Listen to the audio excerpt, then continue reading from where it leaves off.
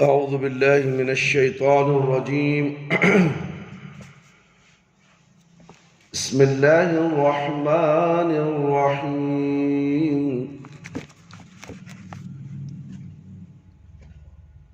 الحمد لله رب العالمين والصلاة والسلام على رسوله الكريم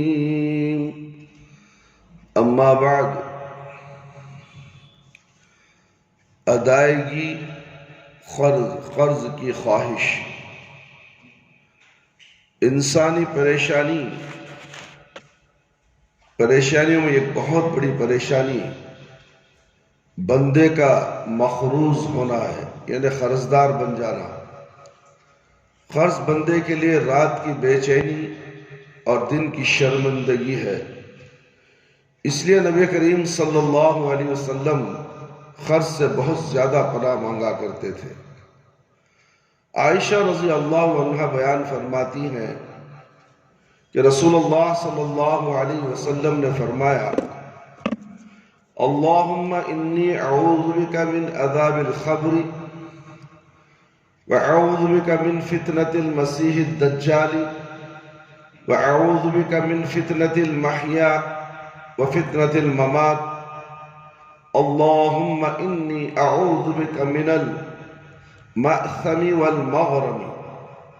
فقال له قائل: ما أكثر ما تستعيذ من المغرم؟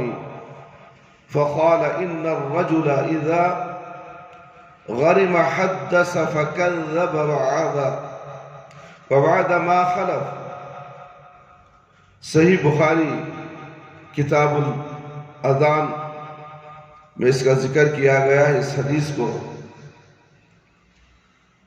اے اللہ، میں خبر کے عذاب سے تیری پناہ مانگتا ہوں اور فتنہ دجال سے تیری پناہ طلب کرتا ہوں، زندگی اور موت کے فتنے سے تیری پناہ میں آتا ہوں۔ اے اللہ، میں گناہ اور قرض سے تیری پناہ کا طالب ہوں۔ دیکھیے دعا کیسی ہے یہ، اللہ اکبر۔ یہ تشہد میں پڑھی جاتی ہے میرے بھائی۔ دعا کون پڑھتا ہے؟ نہیں پڑھتے۔ 2 سیکنڈ میں السلام علیکم ورحمۃ اللہ، السلام علیکم ورحمۃ اللہ۔ پیارے نبی صلی اللہ علیہ وسلم کو زیادہ ماننے والے ہم لوگ ہیں، اٹھک بیٹھک کرنے والے نہیں، جھنڈے چڑھانے والے نہیں، تعزیہ چڑھانے والے نہیں، خبروں کی پوجا کرنے والے نہیں۔ اپنی پیشانیوں کو، مردوں کے سامنے پیشانی کو گھس کر پھر کہتے ہیں کہ ہم حق پر ہیں۔ پیارے نبی صلی اللہ علیہ وسلم کی باتوں پر عمل کرنے والا اس سوائے اہل حدیث کے کوئی اور نہیں ہو سکتا۔ یہ کھلا چیلنج ہے۔ اللہ اکبر۔ دیکھیے دعا کیسے بتا رہے، کون بتایا؟ عائشہ رضی اللہ عنہا۔ کس کے ذریعے سے بتایا؟ پیارے نبی، ساری دنیا کے کائنات کے نبی، ساری دنیا کے کائنات کے امام، وہ امام ہمارا امام ہے۔ تم دنیا میں ولیوں کو فلانے کو ٹھکانے کو بنا لے کر، امام بنا کر، ولی بنا کر تم کہتے ہو کہ ہم صحیح راستے پر ہیں۔ تمہارا راستہ قرآن اور حدیث سے پہچانو، ترازو لے لو، قرآن اور حدیث کا تولو، تم کہاں تک ہو؟ تمہارے منہ پر تماچا پڑ جائے گا کہ تم جھوٹے ہو، مکار ہو، دھوکے باز ہو، اللہ کا کھاتے ہو، گاتے ہو کسی اور کا۔ اللہ اکبر، اللہ اکبر، اللہ اکبر۔ پناہ مانگتا ہوں، گناہ اور قرض سے تیری پناہ کا طالب ہوں۔ آپ سے ایک شخص نے کہا آپ قرض سے پناہ مانگتے ہیں۔ آپ صلی اللہ علیہ وسلم نے فرمایا انسان جب قرضدار ہوتا ہے تو بات کرتے وقت جھوٹ بولتا ہے، اور جب وعدہ کرتا ہے تو اس کی خلاف ورزی کرتا ہے۔ دیکھیں، قرض لیتے ہی جھوٹا بن جاتا ہے، جب دینے کا وقت آتا ہے تو جھوٹ پر جھوٹ، جھوٹ پر جھوٹ، اور وعدہ کرتا ہے تو وعدہ خلافی کرتا ہے۔ آج نہیں کل دوں گا، کل نہیں پرسوں دوں گا، یہ جھوٹ ہے، وعدہ کی خلافی ہے۔ وعدہ کیا میں آج شام تک تمہاری رقم لوٹا دوں گا، لوٹانا چاہیے۔ نہیں ہے تو 2 دن اور ایکسٹرا لینا چاہیے تاکہ ہمیں وعدے کی خلافی نہ ہو، جھوٹ نہ ہو۔ اللہ اکبر۔ ایک مرتبہ انسان جھوٹ بولتا ہے تو ہمارے جو فرشتے جو نیکی کے فرشتے ہوتے ہیں وہ ہزاروں میل دور بھاگ جاتے ہیں ایک جھوٹ سے، اور شیطان ہمارا قریب آ جاتا ہے۔ تو اس لیے میرے بھائی میرے دوست، جھوٹ سے بچو، وعدہ خلافی سے بچو۔ دنیا کی پریشانی کے ساتھ قرض بندے کے لیے آخرت کی پریشانی بھی ہے۔ میرے اور آپ کے آقا نبی کریم صلی اللہ علیہ وسلم نے ایسے بندے کا جنازہ پڑھنے سے اپنے قدموں کو روک لیا تھا۔ جو قرضدار ہو کر مرے گا اس کے نمازے کی جنازہ اللہ کے نبی صلی اللہ علیہ وسلم پڑھانے سے رک گئے۔ اللہ اکبر! دیکھیے، جس پر صرف 2 دینار خرچ تھا، 2 دینار 2 روپے، آج کے زمانے میں سمجھو نا 2 روپیہ، چلو 200 روپیہ ہی صحیح، صرف 2 دینار۔ جابر رضی اللہ عنہ بیان فرماتے ہیں، توفی رجل فغسلناه وحنتناه وكفناه ثم آتينا به رسول الله صلى الله عليه وسلم ليصلي عليه فقلنا تصلي عليه فخطأ خطيا ثم قال عليه دين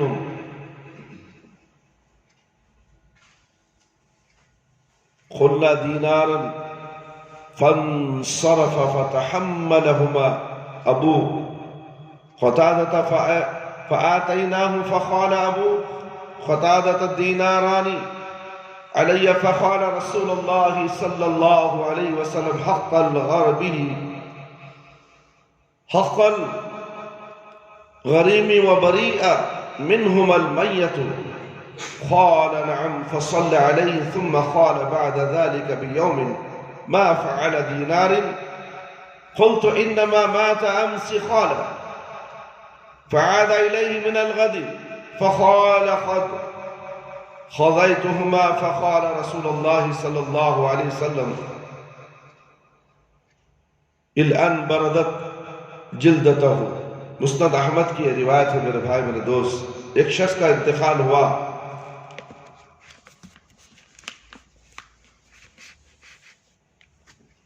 ہم لوگوں نے اسے نہلایا، کفنایا اور خوشبو لگائی، اور پھر ہم نماز جنازہ کے لیے نبی کریم صلی اللہ علیہ وسلم کی خدمت میں حاضر ہوئے۔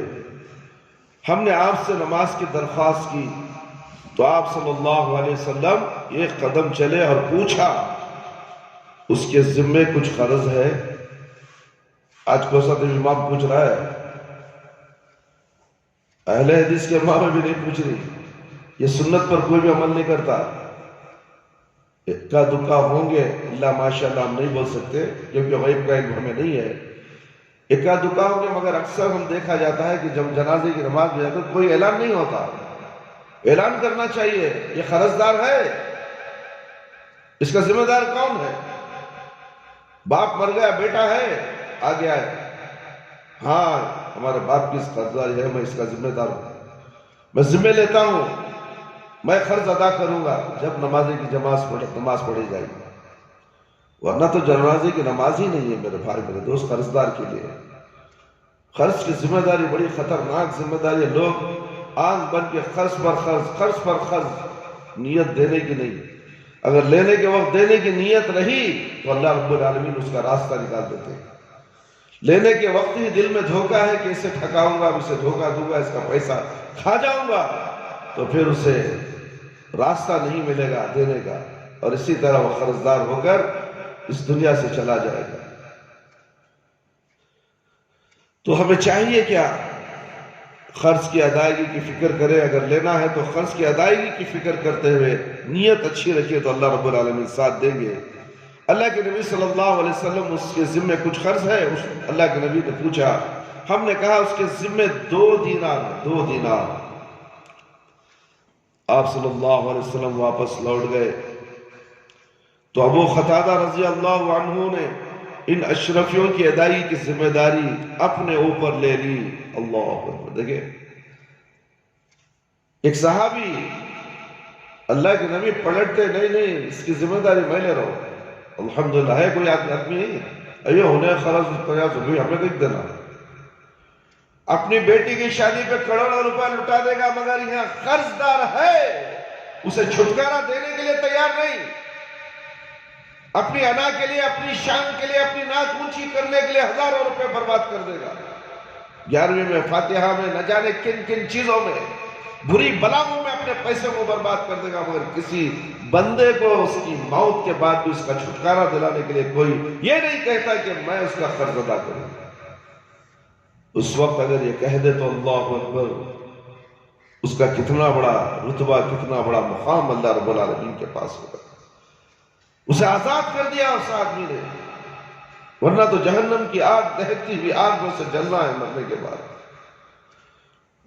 اس لیے میرے بھائی میرے دوست سوچئے، قرآن اور حدیث کی باتیں سننے کے بعد ہی آپ کو پتا چلے گا کہ اہل حدیث کیا ہوتا ہے. باہر بیٹھ کر ہنکے گھانپنے سے کچھ نہیں ہوگا. فلانا ایسا فلانا ایسا، کئی کو وہ مسجد کو گئے، کئی کو مسجد میں جمع مدرسے کو. ارے گھامڑ ادھر آ، گدھے تجھے علم نہیں ہے، تو گدھے کا گدھا ہی ہے. تو انسانوں کے سامنے سر جھکانے والا سب سے بڑا نکما جانور ہے. اللہ نے تجھے اشرف المخلوقات بنایا، تو مردے کے سامنے سر جھکا کر کہتا ہے کہ ہم بہت اونچی جماعت والے ہیں.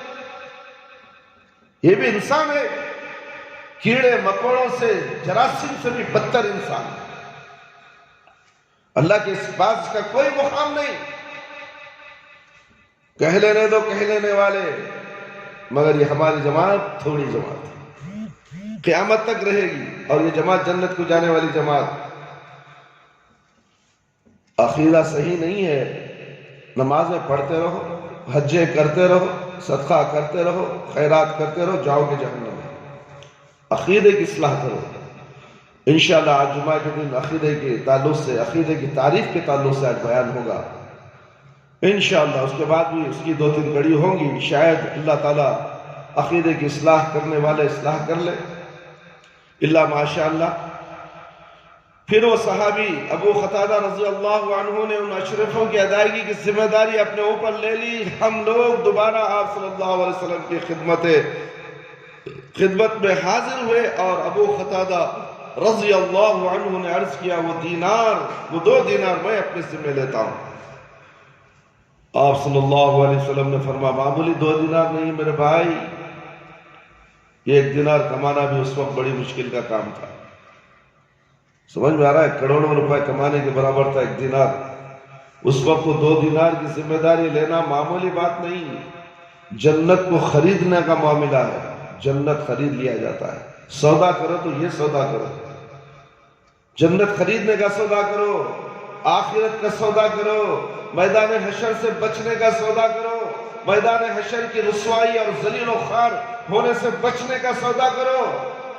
اعلان پہ اعلان ہو رہا ہے، ٹائلز کی ضرورت ہے، کوئی مائی کا لال بے غیرت سامنے نہیں آ رہا ہے پیسے بینک بیلنس کروڑوں روپے، بینک میں پوجا کرے گا سود ملے گا، سود کھائے گا، خود بھی کھائے گا، اپنے بیوی بچوں کو بھی کھلائے گا.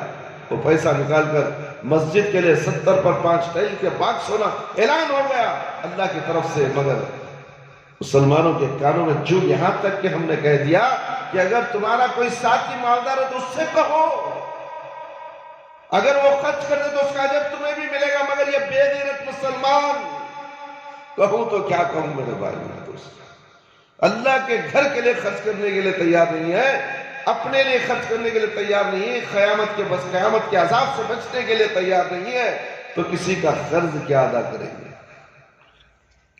کسی کے قرض کی کیا ذمہ داری لیں گے یہ لوگ؟ کسی کے وقت کا کھانا کھلانے ان کا دل نہیں مانتا، مسکین کو کھانا نہیں کھلاتے، غریب کو کھانا نہیں کھلاتے، بیواؤں کا خیال نہیں کرتے، پھر بھی کہتے ہیں کہ ہم مسلمان ہیں. یہ مسلمان جسے دیکھ کے شرمائے یہود. آپ صلی اللہ علیہ وسلم نے فرمایا قرض خواہ کا حق ادا کر دیا گیا اور مرنے والا ان 2 دیناروں سے ذمہ دار بری الزما ہو گیا. اللہ اکبر. ابو قتادہ نے آپ صلی اللہ علیہ وسلم کو یقین دلایا، تب آپ صلی اللہ علیہ وسلم نے نماز جنازہ پڑھائی.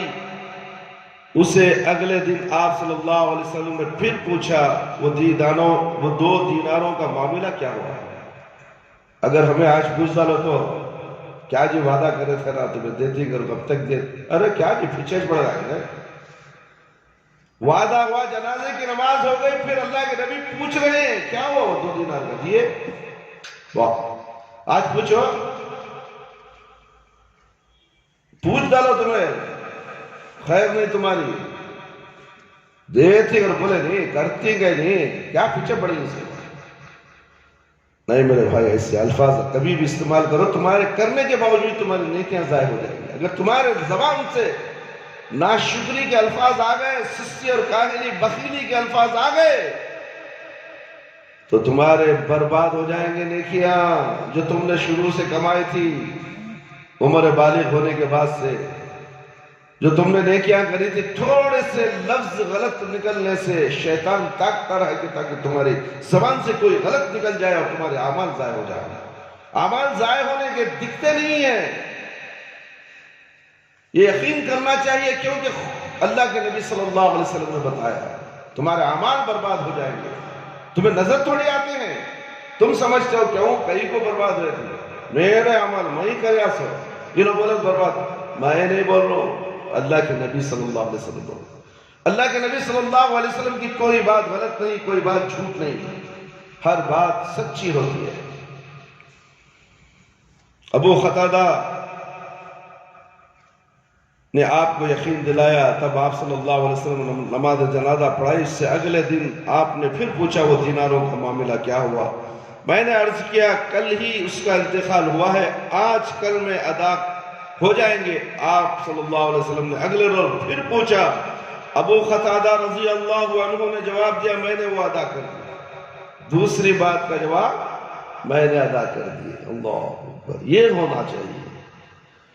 اب ہم ڈرتے ہیں کسی کو وعدہ کر دیا کوئی ہمیں، ارے پوچھا تو کرتا کہ نہیں کہ پھر انہیں، یہ ڈر ہم نہ، مگر وہاں نہیں، کرے نہیں کرے اور جہنم سے بچانا ہے۔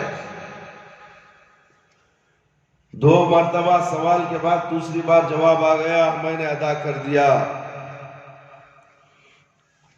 میں نے عرض کیا کل ہی اس کا انتقال ہوا ہے، آج کل میں ادا ہو جائیں گے۔ آپ نے اگلے روز پھر پوچھا، ابو قتادہ رضی اللہ عنہ نے جواب دیا میں نے وہ ادا کر دیا۔ اس پر رسول اللہ صلی اللہ علیہ وسلم نے فرمایا یوں سمجھو کہ اس کے جسم کو اب ٹھنڈک ملی ہے۔ اللہ اکبر، دیکھیں ادا ہو گیا، بولنے کے بعد اس مردے کے جسم کو ٹھنڈک محسوس ہوئی ہے، ورنہ تو گرمی میں مبتلا تھا۔ اس حدیث سے یہ پتہ چلتا ہے کہ قرض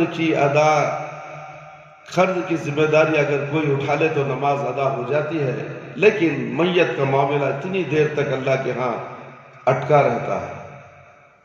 ٹھیک ہے، اسی لیے اپنے ماں باپ سے ہم کہتے ہیں کہ اپنے بیوی بچوں کے لیے تم دن رات کماتے ہو، خرچ کرتے ہو، سب کچھ کرتے ہو، بینک سے لون لے کر گھر بنا کر اس دنیا سے چلے جاتے ہو، کیا وہ تمہاری اولاد وہ قرض ادا کرے گی؟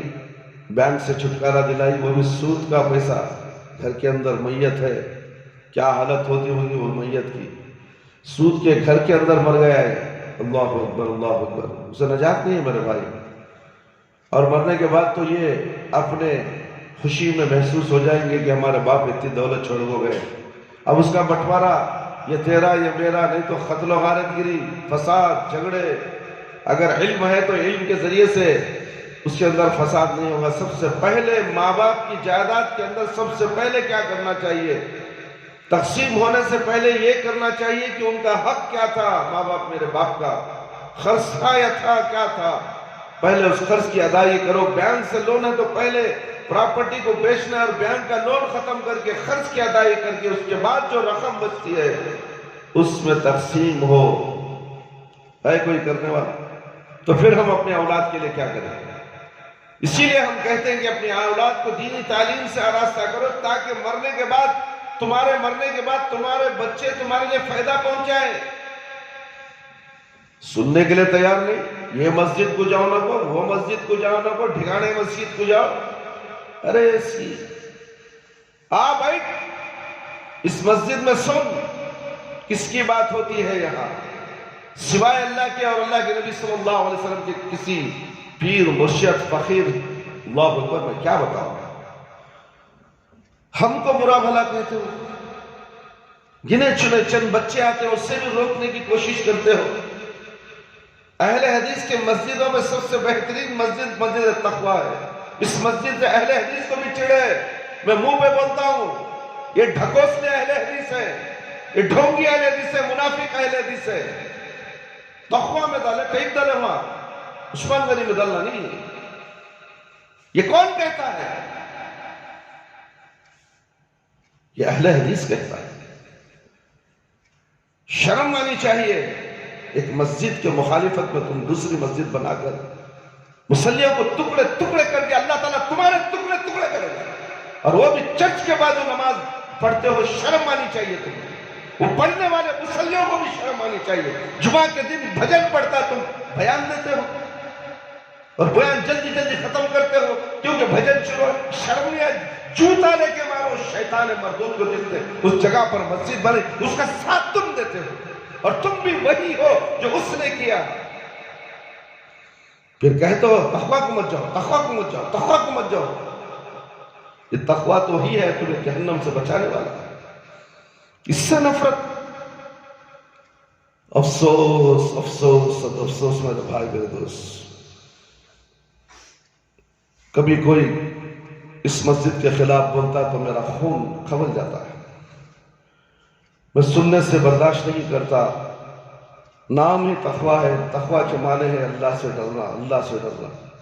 یہ مسجد کا نام ہی اللہ سے ڈرنا ہے، اور ڈر ان کو نہیں ہے، مگر ڈر ان کو نہیں ہے، نام سے ہی ڈر نہیں ہے۔ اللہ اکبر۔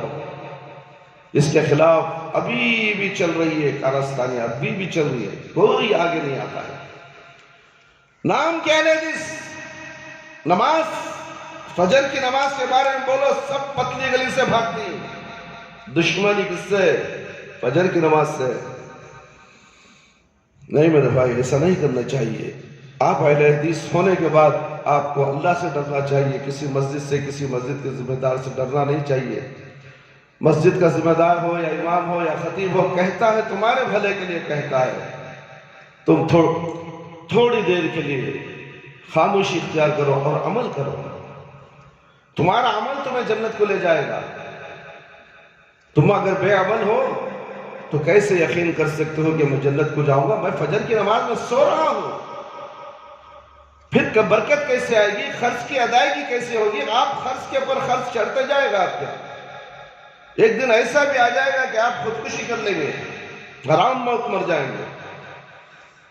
آپ نے دیکھا ہوگا کتنے لوگ خرچ کے اندر دب کر زہر پی کر مر گئے، پھانسی لے کر مر گئے، بلڈنگ سے کود کر مر گئے، پانی میں ڈوب کر مر گئے، نہ جانے کیا کیا حالتوں میں مر کر گئے۔ کیوں؟ خرچ ایسی چیز ہے، اسی لیے اسے جنازے کی نماز پڑھنے سے منع کر دیا اللہ کے نبی صلی اللہ علیہ وسلم۔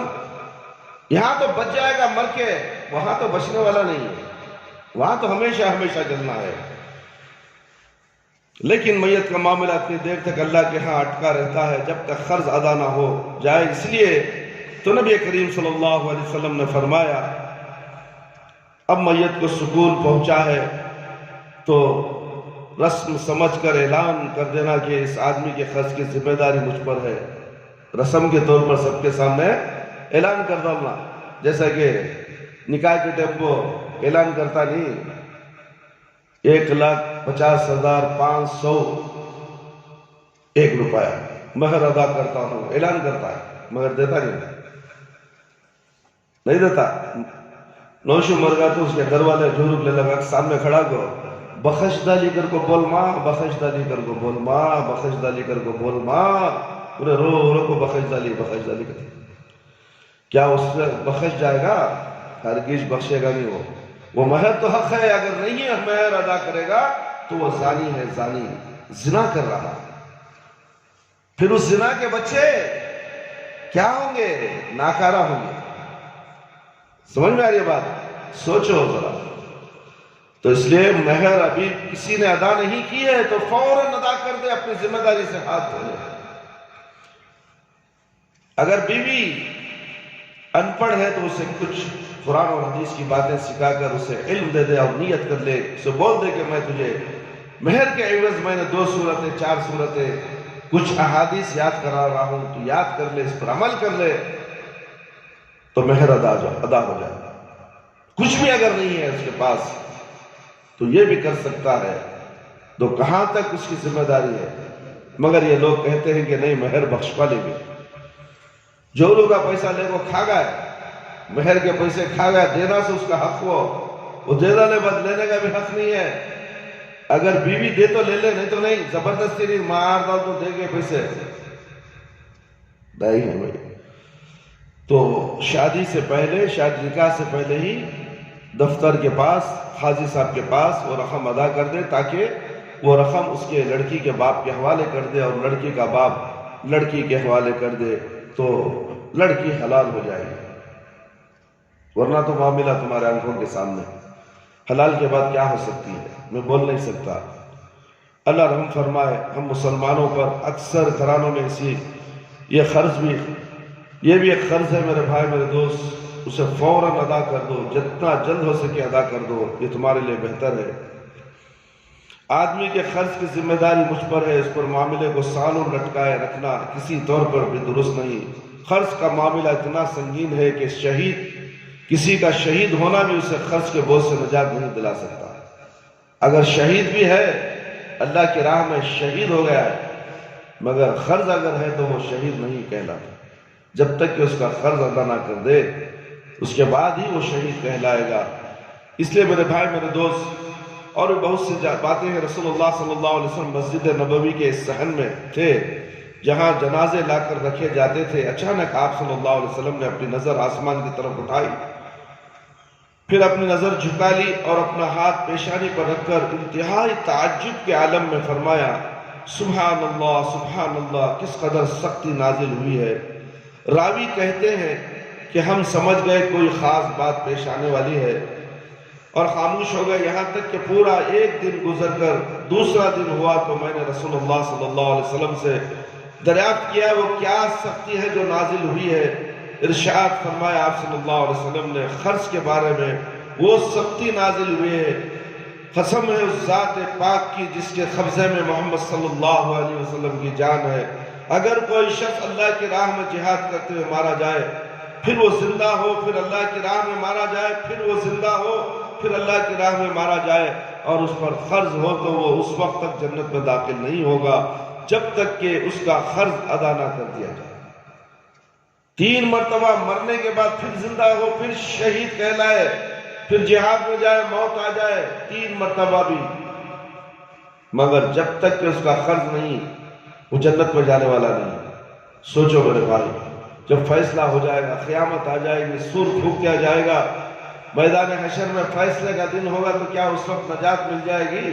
اتنے دن تو جہنم میں تھے، چلو اب اسے جہنم سے نجات دلا دو، نہیں؟ وہاں کون قرض ادا کرے گا میدان حشر میں؟ دنیا میں ہی سب کچھ کرا لینا ہے، اپنے آپ کو پاک کر لینا ہے۔ موت کبھی بھی آ سکتی ہے انسان کی، پھر اس کے بعد وہ عذاب قیامت تک، پھر قیامت کے بعد پھر جہنم میں جانا پڑے گا، پھر جہنم کا عذاب ہے ہمیشہ کے لیے۔ تو اس لیے میرے بھائی، توحید پرست ہو، اہل حدیث ہو، یا کسی اور مذہب سے تعلق رکھنے والا ہو، مسلمان ہو یا کافر ہو، مگر قرض ہی ہے، تو اللہ رب العالمین اس قرض کو اس دنیا میں ادا کرنے والا ہمیں بنا دے، اور اس پر قرض پر ہو تو اس وقت تک جنت میں داخل ہوگا جب تک کہ اس کا قرض ادا نہ کر جائے۔ یعنی اگر کوئی قرض دار بار بار بھی اللہ کی راہ میں مارا جائے تو یہ بار بار کی شہادت بھی اس کے قرض کا کفارہ نہیں ہو سکتی۔ اسی کے تعلق سے انشاءاللہ کل اور آپ کے سامنے بات ہوگی۔ اللہ رب العالمین سے دعا ہے کہ اللہ رب العالمین ہم تمام کو ان تمام قرآن اور حدیث کے ذریعے سے اللہ اور اللہ کے نبی صلی اللہ علیہ وسلم کی احادیث ہم آپ کے سامنے پڑھ کر اس کا تبصرہ کرتے ہوئے آپ کو نصیحت کرتے ہیں کہ قرض کی ادائیگی میں جلدی کریں، کیا معلوم آپ کی موت آ جائے۔ قرض لینے سے پہلے 1000 بار سوچیں، کیا یہ میں قرض کی ادائیگی کر سکتا ہوں یا نہیں کر سکتا ہوں۔ کر سکتا ہوں تو قرض لے اور دینے کی نیت رکھ لے، انشاءاللہ اللہ رب العالمین آپ کی قرض کی ادائیگی کے راستے ہموار فرمائیں گے۔ اگر لینے سے پہلے نیت خراب ہے تو اللہ تعالیٰ اس میں کبھی بھی مدد نہیں کریں گے اور آپ کو قرضدار بنا دیں گے، اور اسی حالت میں آپ کی موت ہو جائے گی۔ اللہ تعالیٰ بری موت سے بچائے، قرضدار کی موت سے بچائے، سود خوری کی موت سے بچائے، کسی کا مال کھاتے ہوئے اس دنیا سے ہم جانے کی موت سے بچائے۔ اللہ تعالی ہمیں عمل صالحہ، نیک عمل صالحہ کرتے ہوئے خاتمہ بالخیر فرمائے۔ اللہ تعالی ہم سب کو 5 وقت نماز پڑھنے والا بنا دے، وقت پر نماز پڑھنے والا بنا دے، ہماری نمازوں میں خشوع اور خضوع عطا فرمائے، ہماری جائز دعاؤں کو قبول فرما لے۔ اے اللہ ہمیں شرک سے بچا لے، بدعت سے بچا لے۔ اے اللہ ہمیں صراط مستقیم پر چلا دے۔ اے اللہ قرض کی ادائیگی کے راستے ہموار فرما، جو روزی روٹی کے لیے پریشان حال ہیں اللہ تیرے خزانے سے اے اللہ حلال روزیاں عطا فرما۔ اے اللہ خبر کے عذاب سے بچا لے، جہنم کی آگ سے بچا لے، خبر کے سوالات بالکل آسان فرما دے، خبر کی تاریکی کو روشنی میں بدل دے، میدان حشر میں رسوائی سے بچا لے۔ اللہ ہمیں موت دے تو ایمان کی حالت میں موت دے، جب ہماری روح ہمارے جسم سے نکلے تو اللہ ہماری زبان پر کلمہ لا الہ الا اللہ محمد رسول اللہ جاری رہے۔ ربنا تقبل منا انك انت السميع العليم وتب علينا انك انت التواب الرحيم سبحان ربك رب العزة عما يصفون وسلام على المرسلين والحمد لله رب العالمين۔ يا حي يا قيوم برحمتك استغيث